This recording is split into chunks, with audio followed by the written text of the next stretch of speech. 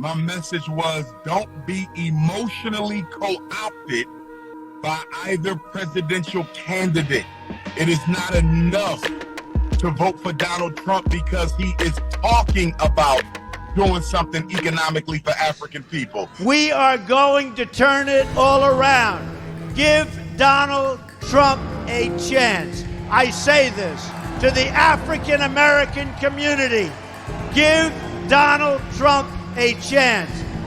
We will turn it around. We will make your streets safe. So when you walk down the street, you don't get shot, which is what's happening now. That's what's happening now.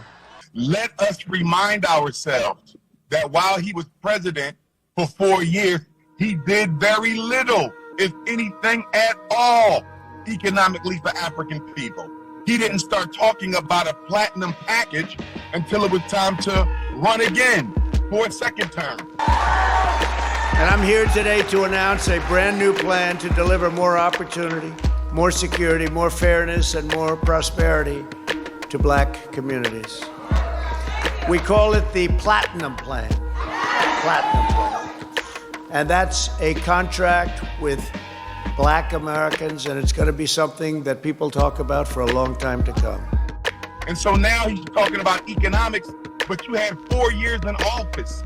At the conclusion of the George Floyd protest for justice, Donald Trump passed the historic Hispanic Prosperity Initiative. Why are you passing a Hispanic Prosperity Initiative at the end of the George Floyd protest? Hispanic Americans are cherished members of our national family. They have been an integral part of building this country throughout all of American history.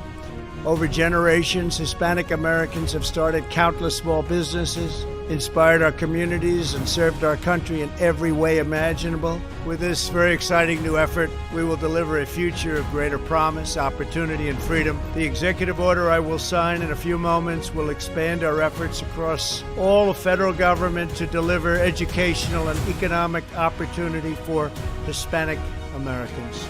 Where was the American African Prosperity Initiative?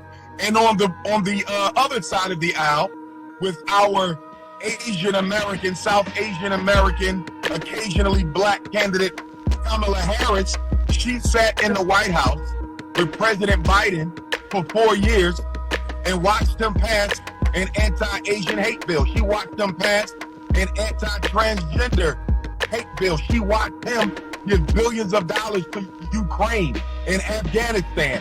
She watched him purge and gentrify black people out of Chicago and New York, among other cities, because we now know that there are migrant crises growing in other cities. And she did nothing.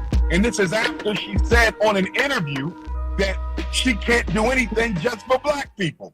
Listen, the reality also is this. Any policy that will benefit black people will benefit all of society.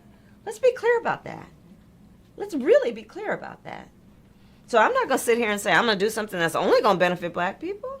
No, because whatever benefits that black family will benefit that community and society as a whole and the country, right?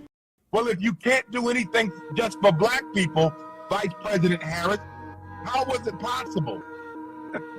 Excuse me, how is it possible for you guys to do something just for gays, just for Asians, just for Native Americans, just for migrants?